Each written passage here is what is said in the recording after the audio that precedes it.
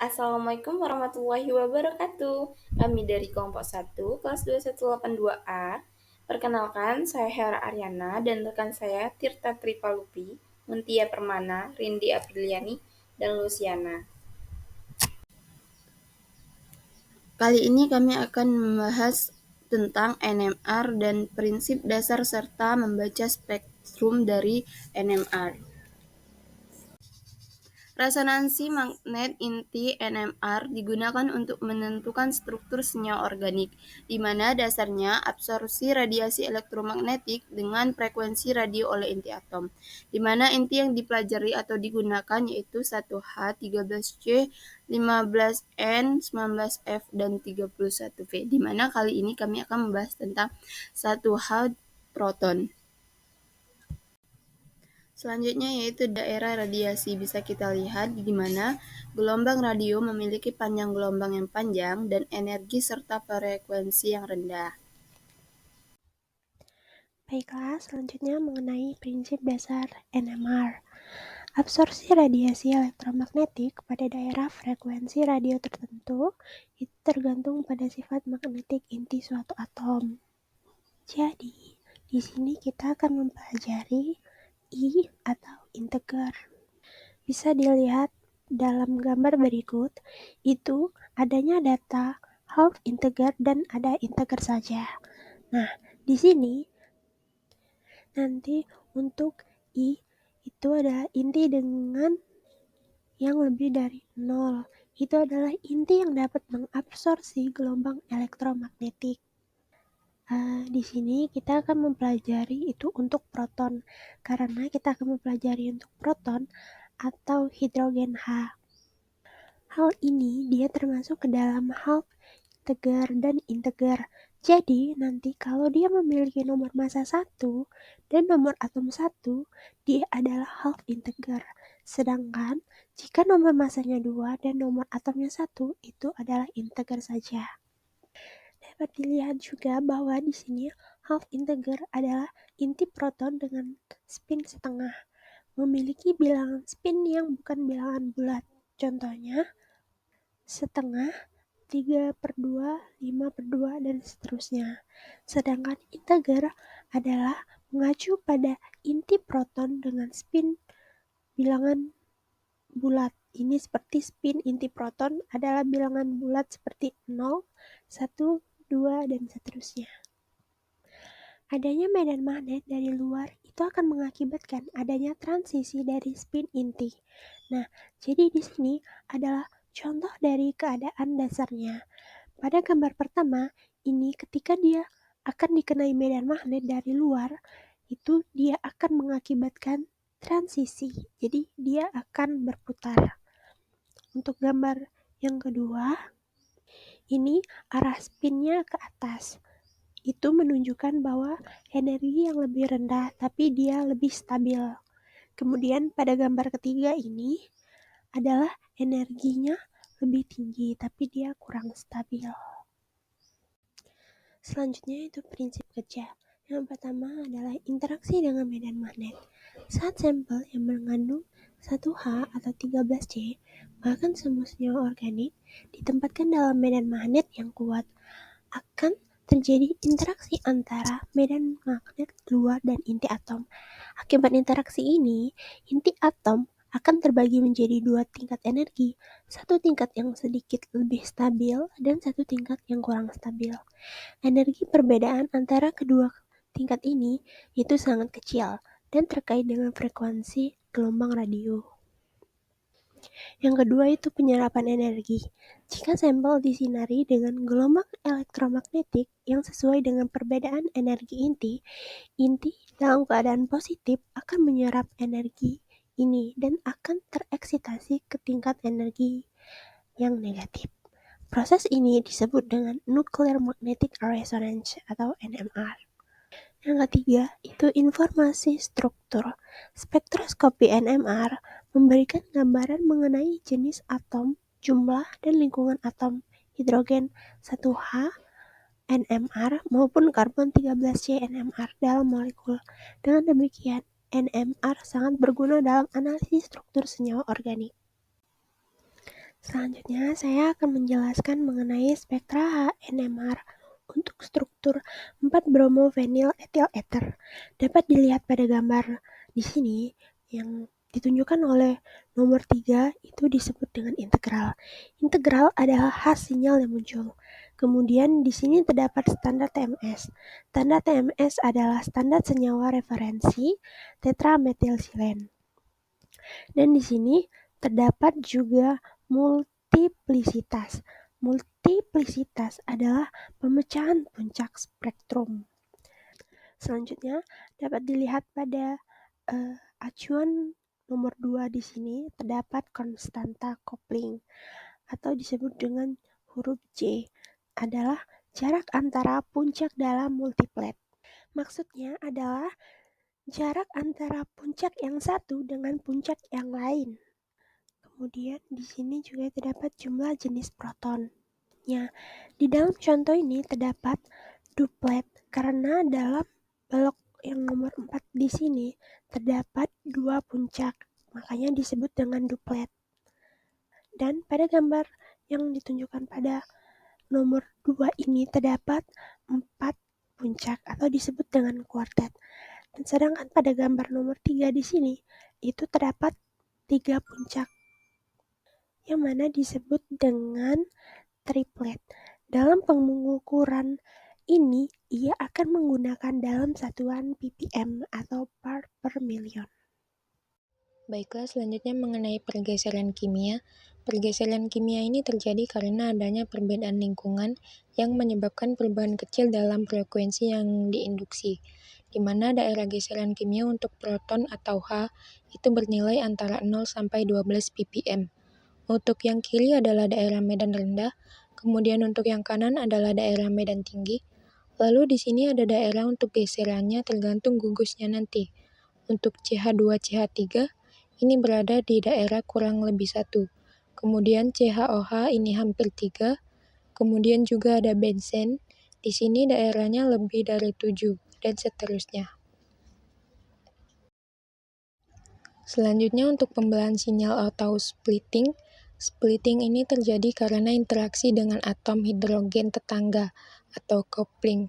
Jadi di sini untuk aturan pembelahan sinyal adalah aturan N+1.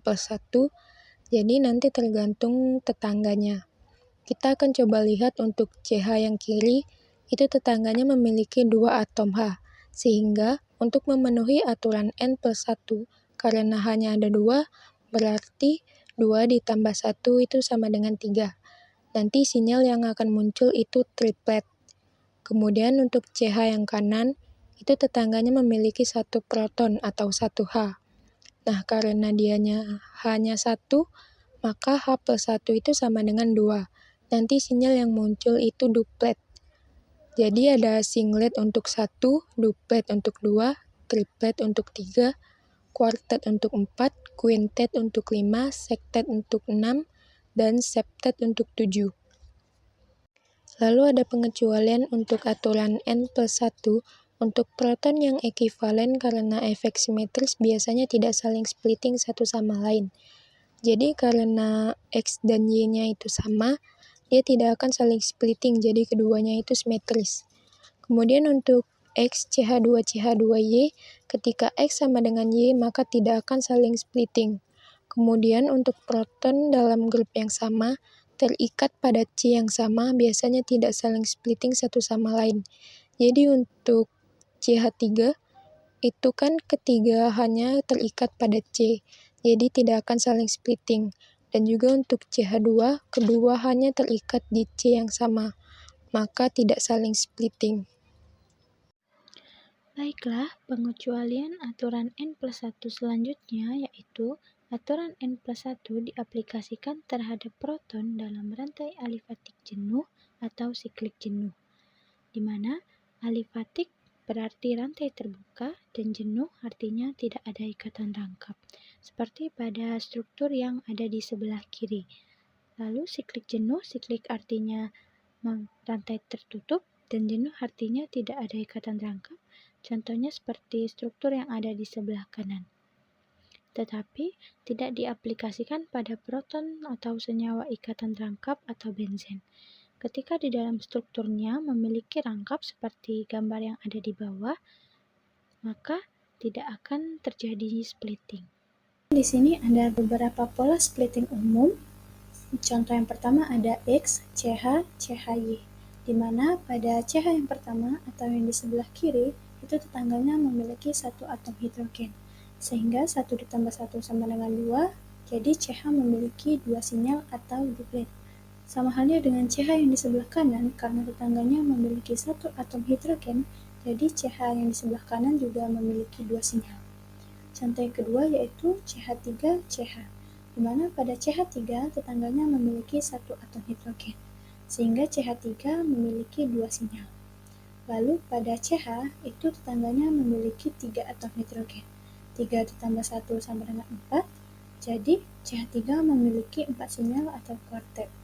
Lalu contoh yang ketiga yaitu CH2CH, di mana pada CH2 tetangganya memiliki satu atom hidrogen, sehingga CH2 memiliki 2 sinyal. Lalu pada CH, karena tetangganya memiliki 2 atom hidrogen, 2 ditambah 1 sama dengan 3, sehingga CH memiliki 3 sinyal atau triplet. Contoh yang ketiga yaitu CH3CH2, di mana pada CH3 itu tetangganya memiliki 2 atom hidrogen, sehingga CH3 memiliki 3 sinyal atau triplet. Lalu pada CH2, karena tetangganya memiliki 3 atom hidrogen, 3 ditambah 1 sama dengan 4, maka CH2 memiliki 4 sinyal atau kuartet. Lalu contoh yang kelima yaitu X, CH2, CH2Y, di mana pada CH2 yang pertama atau yang ada di sebelah kiri, itu tetangganya memiliki 2 atom hidrogen. 2 ditambah 1 sama dengan 3, sehingga CH2 yang di sebelah kiri itu memiliki 3 sinyal atau triplet.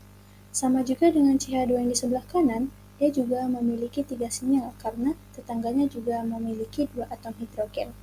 Lalu contoh yang terakhir, CH3, CH, CH3, di mana pada CH itu tetangganya sama-sama memiliki 3 atom hidrogen, sehingga 3 ditambah 3 sama dengan 6, lalu 6 ditambah 1 sama dengan 7, sehingga CH memiliki 7 sinyal.